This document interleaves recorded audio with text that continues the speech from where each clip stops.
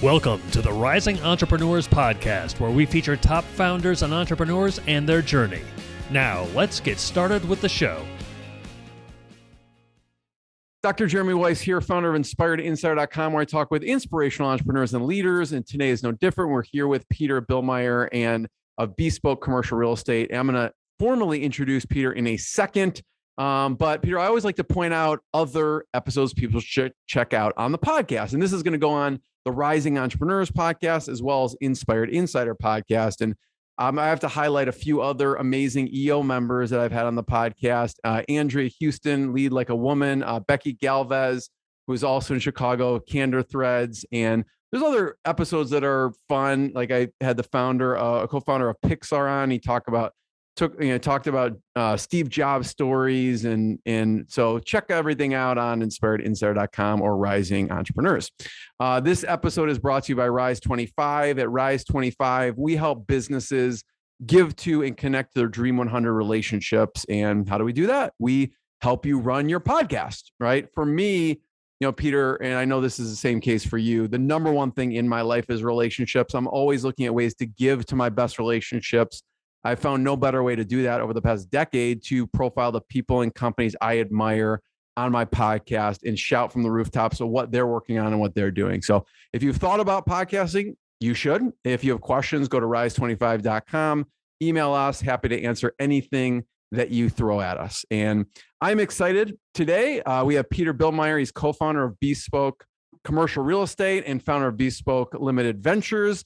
And what they do is they focus exclusively on working with other entrepreneurs, helping to facilitate all of their real estate needs pertaining to office or industrial. You could talk, you name it, right? They find it, they negotiate it, they finalize it, they extend custom real estate solutions, whatever you need, you can contact them. Through their years of ownership, they bring that level of knowledge that a typical broker just cannot match because of their experience. It's at BespokeCREcom. And in addition, he got a business degree from Oregon State University, and he was an academic All-American and a 4-year starter, 3-year captain of the soccer team, and played professionally. Peter, thanks for joining me. Wonderful to be here. So just start off in, I summarized it a little bit, but give us a little more color about your company and what you do. So we founded Bespoke almost exactly 8 years ago, recognizing that our industry has gone through a pretty consolidated journey where a lot of the kind of boutique and more specific shops have been purchased by the large, huge international publicly traded firms. And through that, we felt that there created a pretty significant void for entrepreneurs. You very well know, business owners, we just don't have enough resources to be great at everything. So by not having that extremely deep bench, you've got to trust on strategic partners and vendors and those relationships. And so we recognize that sometimes that trust is being misplaced. To be very candid, when you have a firm that works on both sides of a transaction, if you're a 10,000 foot user and it's a 500,000 square foot building, you have to ask sometimes who's the real client. By never working with landlords, we remove that conflict right off the bat, but also by not doing the publicly traded and things that we weren't A, passionate about, and B, wasn't really our niche and our fit, we get to zero in and be laser focused and be true specialists versus a jack of all trades, master of nothing. I want to dig deeper on the niching because you say it so clearly, and it's not always easy to make that decision because there's probably lots of different clients coming to you, right? And so you have to, at some point, I think it takes a lot of discipline to draw a line in the sand to decide that. Was there a point that you decide, okay, we're only focusing on this, or was that a decision from the beginning? It was honestly from the beginning. I'm the son of an entrepreneur, and so is my business partner. We really zeroed in on kind of this niche. We do maybe about 5% of our P&L is nonprofit, and that's kind of more just labors of love. It's the compensation and then the expectations and effort that goes into those relationships are definitely inverted, but the quality of work the importance of what they contribute to society. I mean, it's something you have to do. But yeah, I mean, I just am so in love with business and entrepreneurship and helping, anyone that has the audacity to risk everything and build something. They have my highest respect, and I will go to the very ends of our capabilities to help them because they deserve it. And it's the backbone of our country. From wealth generation to hiring and employing people, it's incredible. There's a phenomenal post that I would want everybody to look at today on a wonderful entrepreneur named Tom Gimbel. He posted on LinkedIn talking about Citadel. And, Ken Griffin gets a lot of crap. He gets a lot of negative publicity. He never seems to get recognized for the wonderful companies that he has built and the, immense wealth that he has generated, not only for himself, which clearly he's done very well, but for, how about the city of Chicago? How about the city of New York? How about all of those employees that work for him? And, Tom compared him to another company, which we don't really need to name, that's a startup. They're definitely further down the path than just being a startup, but they're quote unquote unicorn, where they just announced they're going to lay off, I believe, 20% of their workforce. Great company, great people, nothing negative to say about them, but yet they're the darling of the media. And, to me, I don't want to go so far as to say it's a hypocrisy, but, look, both entrepreneurs, both leaders deserve a heck of a lot of respect. They built something. They're trying to add value. And for me, that's just something that I don't think gets talked about and revered as much as it should. Yeah. Yeah. I love hearing you talk about these topics because I just get that feeling of passion that exudes when you talk about entrepreneurs. And you said you're the son of an entrepreneur. Talk about some of the lessons learned there. All right, fine. How about we start with learning how to do laundry in 7th grade? So my mom, she built an unbelievable educational consulting business. She, not too dissimilar to you, but PhD in education. She was a literacy specialist, so she was a 4-time published author. She would travel around the world presenting to educators for staff development days, essentially teaching teachers how to be better. And so, she had her staff underneath her that would handle some of her consulting, but 5 days a week she was on the road. I saw how hard she worked. I saw how it took a toll on her body physically and certainly mentally. The travel, the stress, and the part that resonates the most with me, and this is the journey that I'm on, being the father of 3 little boys. I think, when I talk about entrepreneurship, I have 2 really key points that I always talk about with someone that's thinking about getting into it, or when I'm mentoring someone. And number 1, being an entrepreneur is exactly like having a child. You can read all the books, you can talk about it nonstop, you can seek all this advice, but until that child comes into this world, you have no clue what the heck is really going to happen and what's really going on. And being an entrepreneur is the exact same thing. You learn business class, you can get your MBA, but until you walk through that door, and the first couple of months, you're so high on adrenaline and scared out of your minds, and you go through your journey of the imposter syndrome and all those pieces. But the stress, the exhilaration, the responsibility, they all get kind of thrown in this blender into this magical elixir, and you have great days and bad days. And I learned a lot of those formative lessons from watching my mom, and I am just forever thankful because as a true entrepreneur growing a business, it's really 1st gear and 5th gear. There's no in between. You are either sleeping or you are grinding.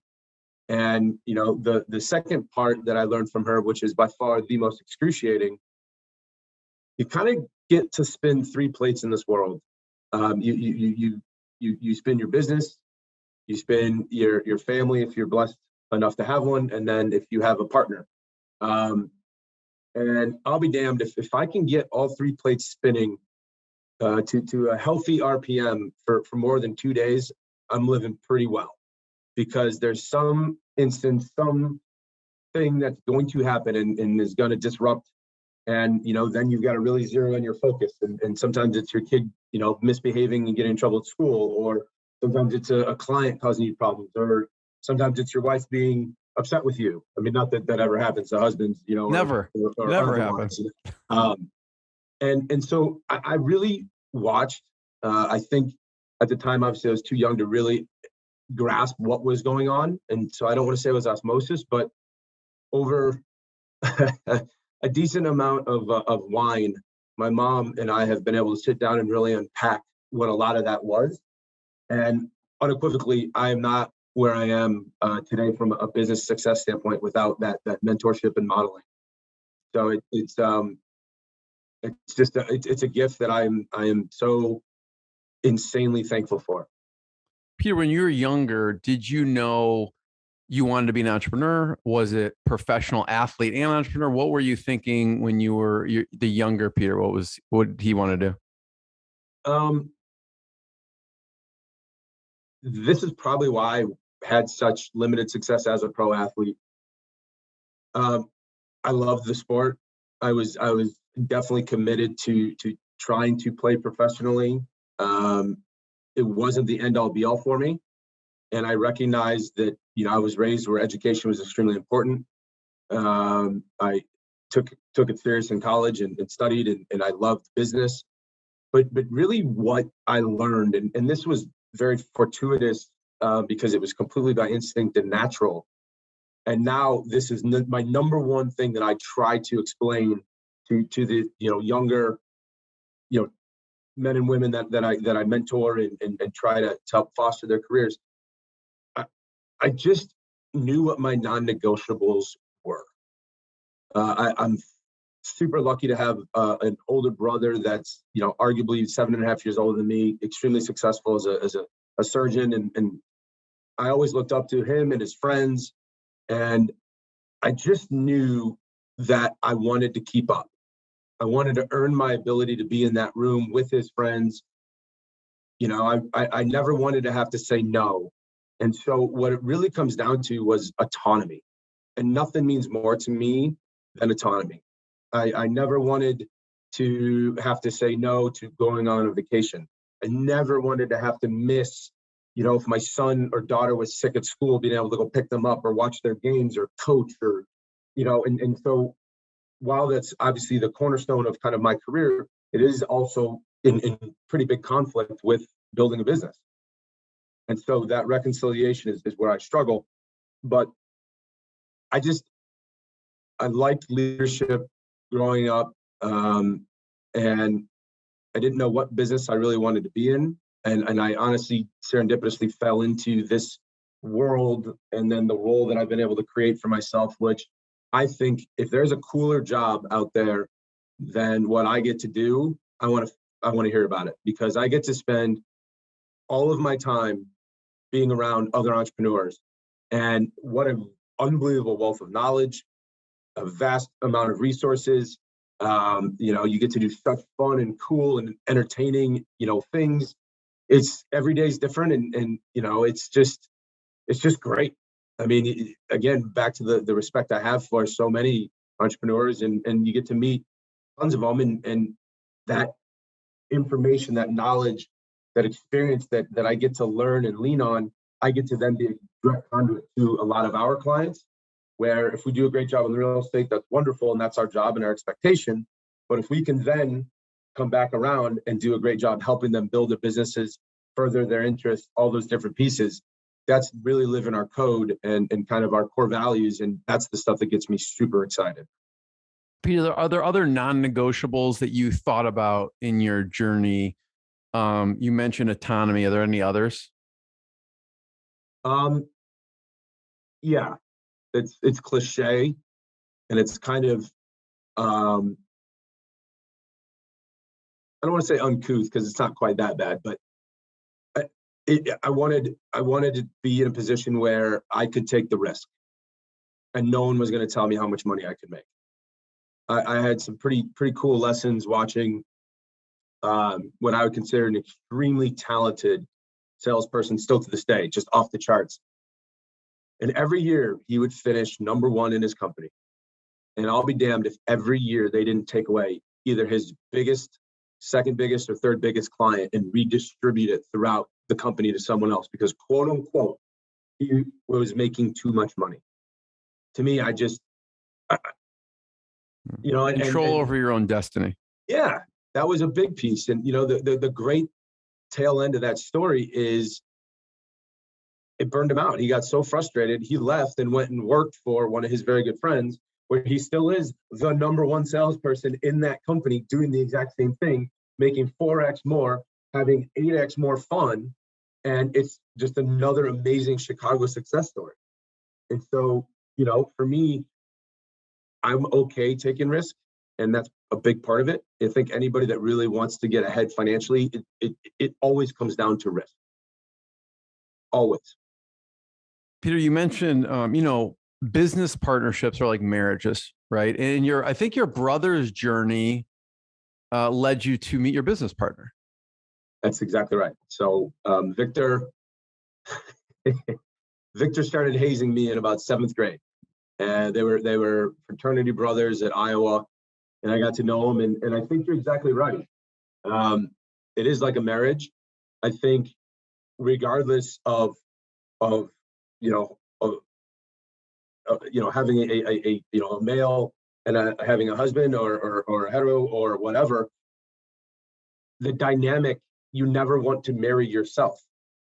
And it's 100% true with my relationship with my wife, where Audra, she is not me. She keeps me grounded. She beats me into place when I need to be.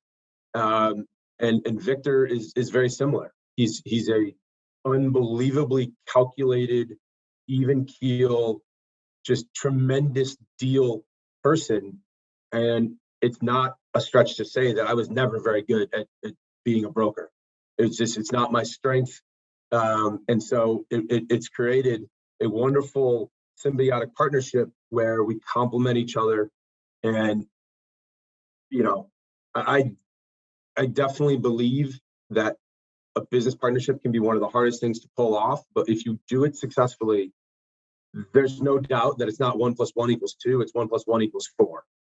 And it's really been fun to be in the trenches together, trying to build this business and grind out together, because knowing someone has your back it makes it a little bit less lonely at the top. Are there certain things you do, for people who are in a business partnership to help navigate challenges or navigate where the partners are not in complete agreement? Bottle of booze and a whiteboard. I'm not joking. That's what I call it. And I will try sometimes to mediate where you give them a little bit of homework prior to, and you say, I want you to list out all of the responsibilities that you feel end at your office personally.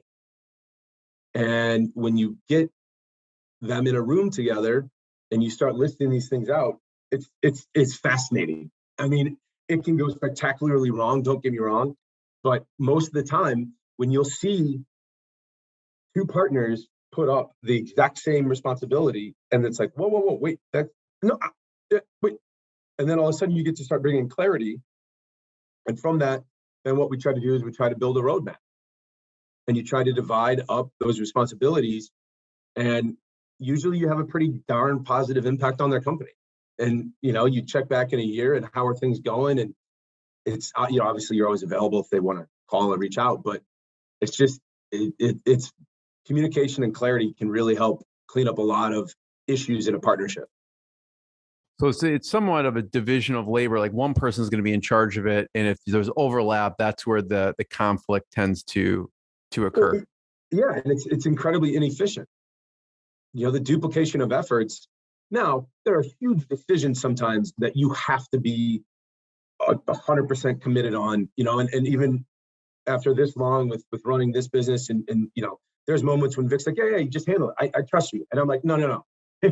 This is one of those where you're gonna focus on these documents. We're gonna talk through the pros and cons, because I want full buy-in based on whether it's the dollar amount, whether it's the time commitment, whether it's, and I think, the other part about that is you got to be able to call each other on your BS, and you got to humbly take it. We just ironically this morning we had a bit of a back and forth between us that we cleared up some stuff, and I think we're better for it. It's not personal. You can't make it personal. It's because it's really not about Victor and I. And in the instance of our business, we have all these different people that rely on us. One of our brokers has got his second kid coming in 2 weeks, and that weighs on you. So it's much bigger than just us and our egos and all those things. So if you keep it in perspective, it always makes it easier to receive, process, and adapt from critical feedback, if you will. Peter, I want to talk about the evolution of the team. I know for you, culture is really important. I even, the clients that you work with, you help them with culture. I mean, through their space. I heard one person say, the way that you help them develop their space actually has improved their company culture. So I'd love to hear about, just from the standpoint of the company, what does the evolution of the team look like as you've grown? What a great question. Wow. So culture is everything to us. Our tagline, our trademark tagline is real estate's your down payment on culture. And we strive every day to get our clients to understand that instead of looking at your either, debt payment or your rent payment as an expense on your P&L, it needs to be an asset. And if leveraged correctly, the impact it can have on your company is off the charts. Prior to us kind of starting this, you and I were talking about a deal that we just recently completed, which is for SIOR, and they're one of the largest, probably held, if not the, in North America for student housing. And Rob Bronstein is absolutely brilliant. He's got a great business, financial, and real estate mind. And I've watched the evolution of his company, where the deal we just finished was what I'm still kind of shocked, but it was a re-up of an even better space than his current, which to me is still one of the coolest spaces in all of Chicago. And what that really distills down to is, the brass tacks about what it really means to a business owner, to a client. There's a lot of brokers that like to throw around a bunch of stuff about recruitment and retainment, and that's all a bunch of garbage. It does matter, but what it's about when you're the owner, when you're the one that's making payroll and doing all those things, it's about productivity. It's very, very, very unproductive to have a terrible culture, to lose employees and have a revolving door, to have people come in begrudgingly at 8:30 and run out the door at 5. All those things incestuously build on each other and pollute and contaminate. So if you can create a physical environment where your team wants to be there, and talk about timing. I mean, this is Welcome Back Chicago Week. It's so fortuitous that we're having this conversation today. We're hopefully coming out of this pandemic, and if you can create these physical environments, it is the most special thing, because you're gonna build a culture where, hey, Jeremy, how's your dad? I heard you have, it's those magical moments. It's the silence between notes and music. When you're in the kitchen grabbing a snack or doing something, it's not about the snack. That's not all this crap gets put in the paper. It's about human interaction, and we need it. We need it now more than ever. We are so in a mental health crisis from this pandemic, from being isolated, from being under duress and stress. Suicide rates, hospital, visits. It's all just skyrocketing. And if you look at it, you create an environment where people want to come. They do their work. They get the verbal, and even more importantly, sometimes the visual affirmation of a job well done. That does not exist on Zoom.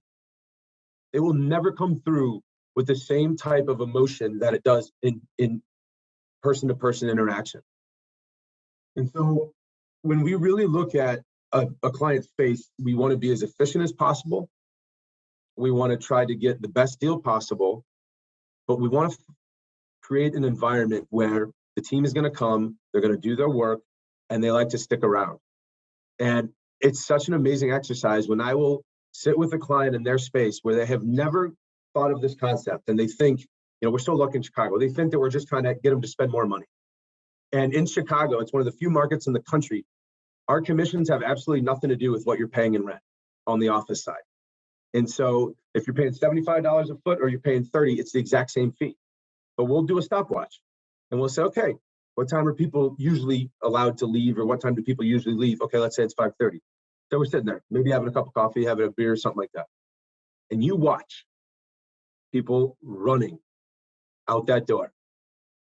And then you take them the next week to a client that trusted you, that followed you, that did it right. And it's 5:30. And you see someone get up and they're like, oh, here it comes. Now it starts now. And they go into the kitchen and they pour themselves a drink, or they pour themselves a cup of coffee, or they grab, a soda or whatever. And then they go back to their desk. And they're not always doing work, but that's okay. Sometimes they're just, BSing with each other and catching up or chatting, or, the more that you can have your team interact with each other in an environment that's positive and safe, you just get such a much higher level of productivity. And that distills itself down to recruiting, retaining, and all those different things.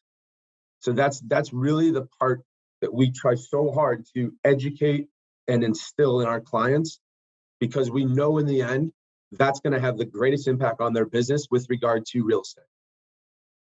Peter, you walk in and you'll see a space differently, obviously, from your clients, because you've seen so many spaces. You have a vision of what it could be for them. What are some cool things that you've done with spaces that maybe the client had no idea was even in the realm of possibility, or they didn't even think about, when you look back at some of the projects you've done? I mean, first and foremost, it's the common areas. So the kitchen, if you will, quote unquote, we call it the heartbeat of the space, heartbeat of the office. And what that's meant to really mean, it's not somewhere you go heat up your whatever lunch you brought and you go sit back at your cubicle, or sit back at your desk and eat your food. It's the accoutrements. In our office, we have a kegerator where we have the most unbelievable nitro coffee. And then we also have, under normal circumstances, a second tap, which is a keg of beer, if you will. We have a pretty much, tend to have a younger staff. But the kitchen is where we really want to start it. And then from there, we kind of grow out where we look at the common areas with regard to shared offices. The lactation room, the fact that people have not been doing that for 50 years, to me, is just asinine. As a young mother, you deserve to be comfortable in every way, shape, and form if you are coming back post, maternity leave and those kinds of things. We try to make sure that we focus on the location, the placement of certain rooms. So to give you a perfect example, a conference room. Most people would think, I always want my conference room to be very nice, up front, and near my receptionist. Sometimes they say, it needs to be near the kitchen because if we're going to be serving refreshments, whatever. Well, okay, that's fine. But just because it's been done that way forever doesn't mean that it's right. There are certain clients where they have this energy and this buzz and this just amazing environment, atmosphere. When you walk in, you're like, whoa, what is going on in here? Sometimes you put that conference room on the other side of that, so further back in the office, because when you're bringing people in, that's infectious. You feel that. So if you're bringing in a prospect, you're bringing, it's the little details that really matter to us, and always trying to make sure that we think through as many scenarios as possible with regard to our clients. I think, and Peter, you probably know better than me, but I think in the Walter Isaacson's book about Steve Jobs, he paid very particular attention to the layout and the space in the communal area. Maniacal. He was maniacal about it to the point where he drove people nuts. I mean, he looked at architecture and space design with the same conviction as product design.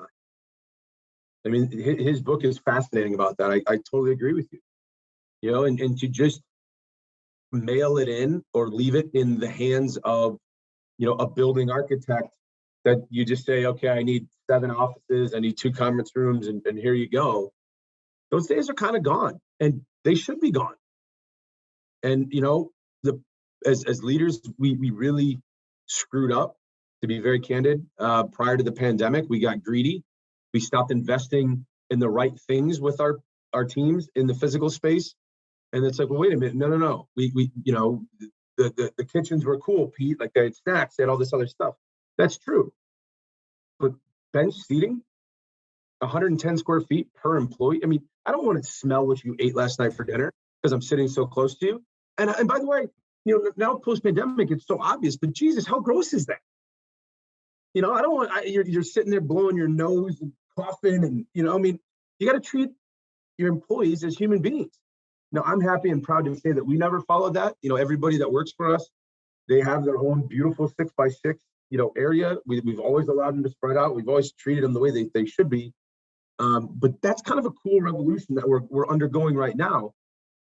Leaders are being forced to reevaluate and to reinvest in their spaces to coax, and I'll use that, you know, the people back into the office. And it's been, there's so much fun playing a role in helping to guide that. Yeah, I want to talk about the landscape of commercial real estate. Have you seen a new normal now, or going back to what was before?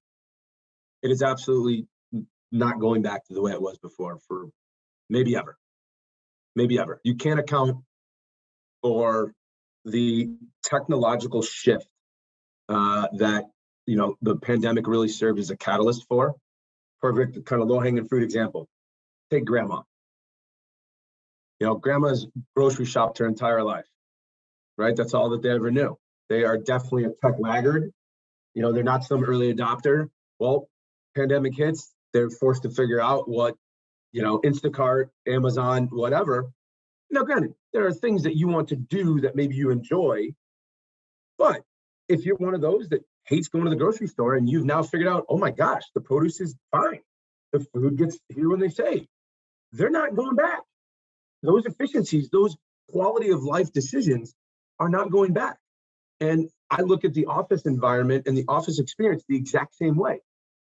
If I had $1 for every time I've heard, you must be freaking out, you must be so worried about your career and your company, you guys are going to go out of business. I said, I've never been worried about it one day in my life because we're human beings. That being said, we forecast probably 20 to 30% will not come back to the office and probably shouldn't. And a very, very simple example of that is I have what I consider to be one of the most phenomenal bookkeepers I've ever come across in business. I love her. I mean, I would sit there and go to dinner with her any night of the week she wanted to. I will sit and talk with her. I haven't seen her in 3 years. My books get done. They're perfect.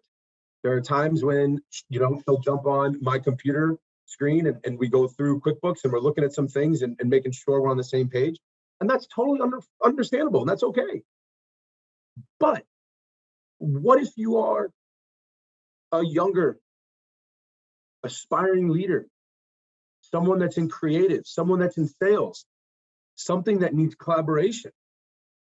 What are you going to get on my calendar for 15 minutes on Zoom? No, we're going to lose a decade of leaders, of future leaders, if we don't get people back in the office, because coming back to that, the magic's the silence between the notes. When I walk out my office to go grab or fill up my water or do something, and I hear one of my young members, you know, she says something dumb or he says something dumb or it's misguided, I hear that instantly and I correct it instantly and we move on. You cannot manufacture and recreate that via Zoom, via phone call. And so leaders are having to really think through how they're designing their spaces, what they're putting in their spaces, What are they offering to get their teams back?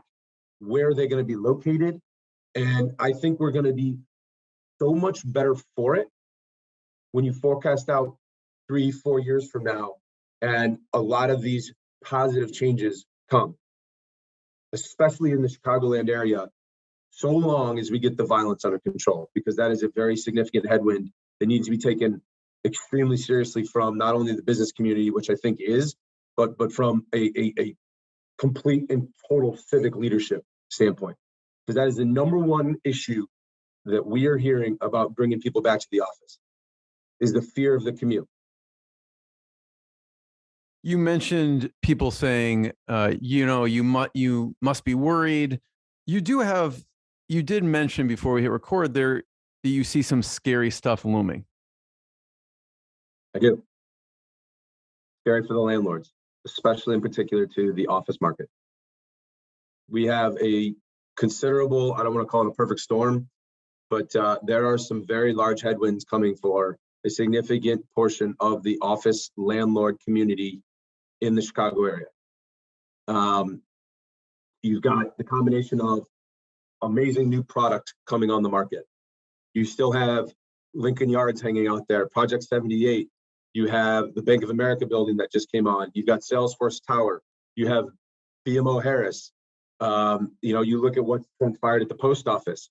We're becoming a very bifurcated market of have and have-nots. Trophy towers, really great locations, high-end amenities. Those have been healthy and are continuing to kind of be stable. The buildings that are a bit more antiquated, that were not, fully invested in. When you look at companies, whether it's they're downsizing, they're not renewing.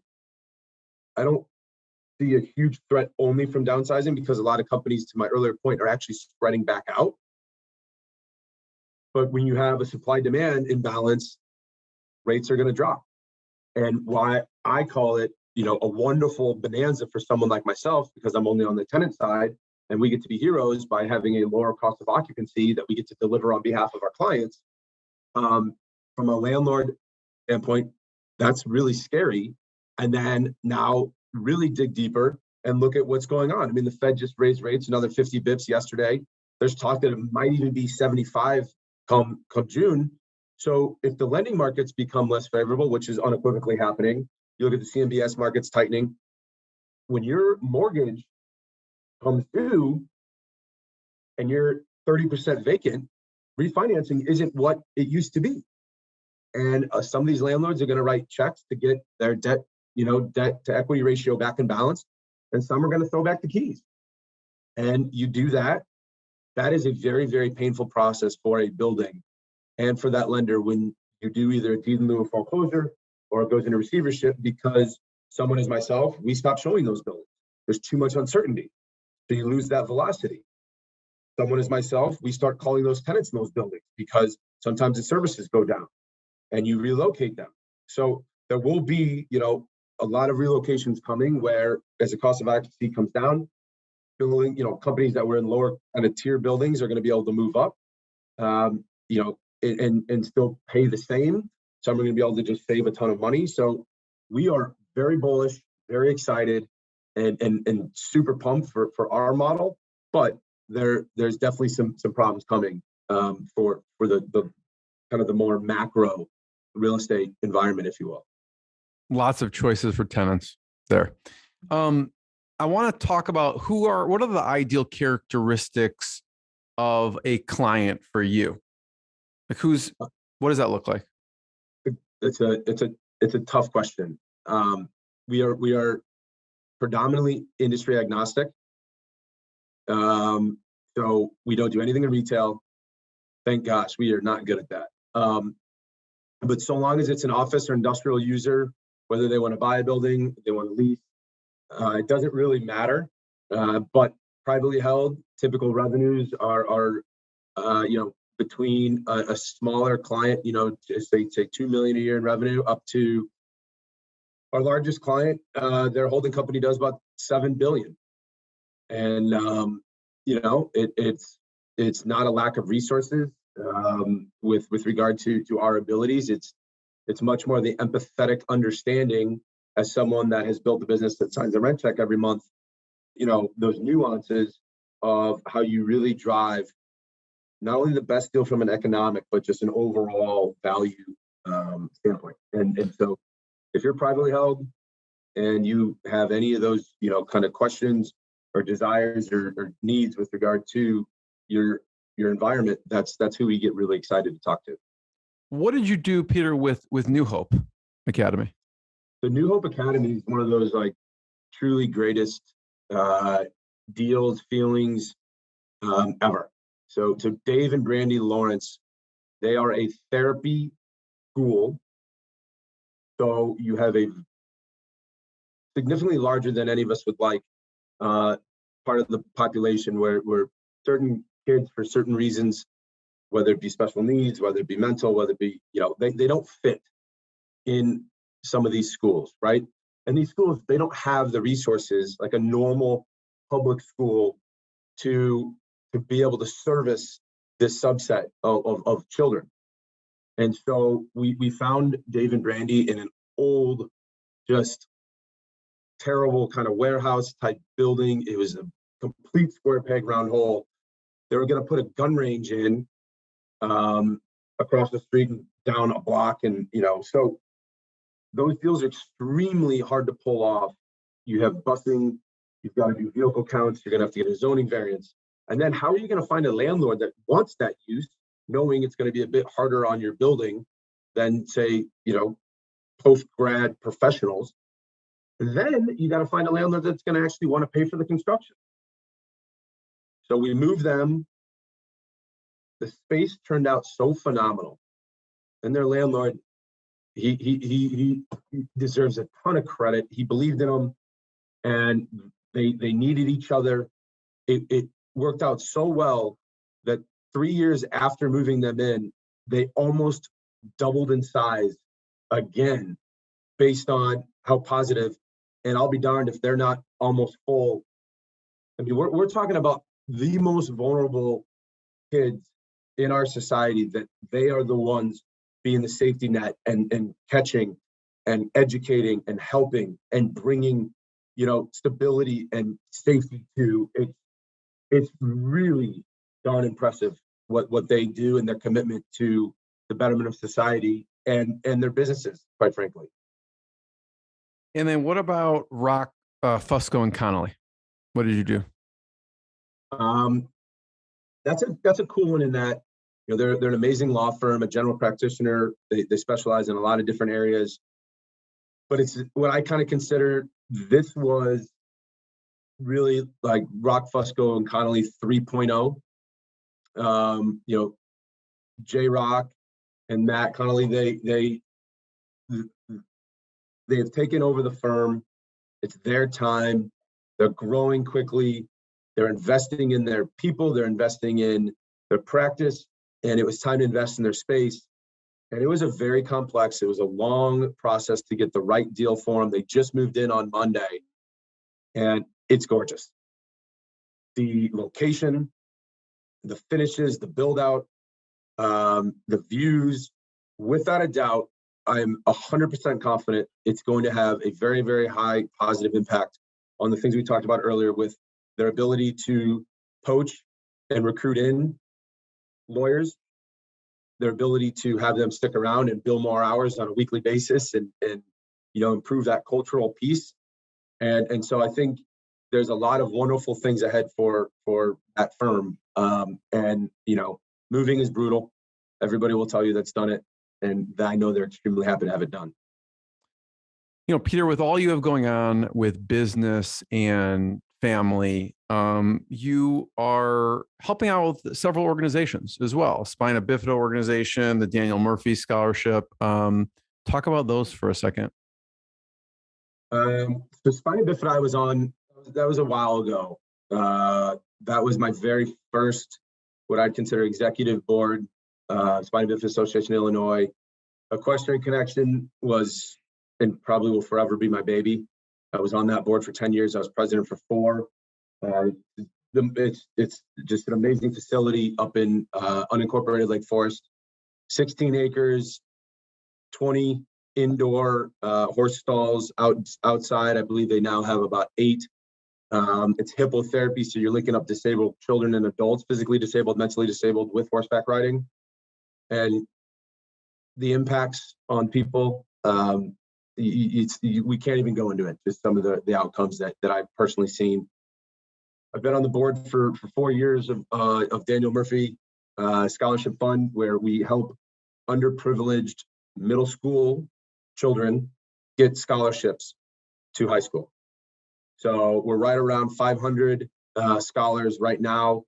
It's a really impressive organization. After 4 years, I'm actually going to be rolling off of that and going to take a little bit of time for my family. But the other one that's super near and dear to my heart is Clearbrook, where they serve 8,000 special need families in Illinois. It's about a $55 million a year operating budget, placing predominantly adults in SILAs.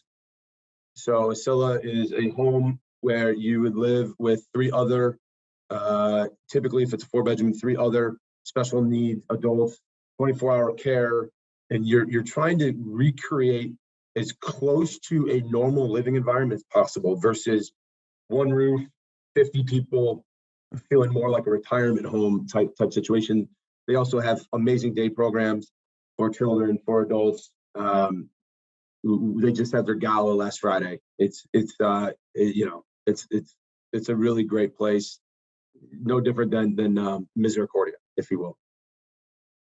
Peter, I have one last question, or a combination of there's a part A and part B to this last question. But before we get to it, I just want to thank you. This has been amazing to hear your expertise and the stories. And I want to point people to your website, which is BespokeCRE.com. Are there any other places online we should point people to? Yeah, I'm laughing. Sorry. We're going through our whole website redo as we speak. No, I mean, just we're regular people, and if there's one lesson I've learned in business, it's not what you spend on marketing. It's not what you say it is. It's what the people you respect. It's what your clients, right? That's your reputation is what they say it is. And so I think you have to have nice marketing materials and look professional, but ultimately we can't do our jobs without getting in the room with our clients and our prospective clients, because we need to see it, touch it, feel it. And, we meet with a lot of people, and that's a wonderful part of our job. Yeah. So check out BespokeCRE.com. So last question, Peter, sports also mimics a lot about life and business. And I think I was reading about you online the other day.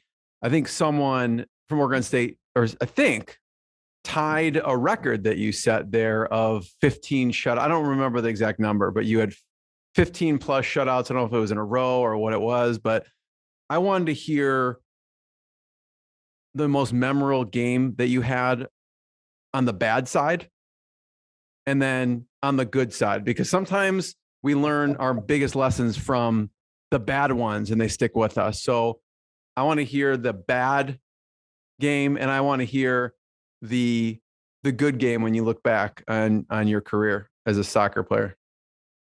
Wow. The bad one is it doesn't leave.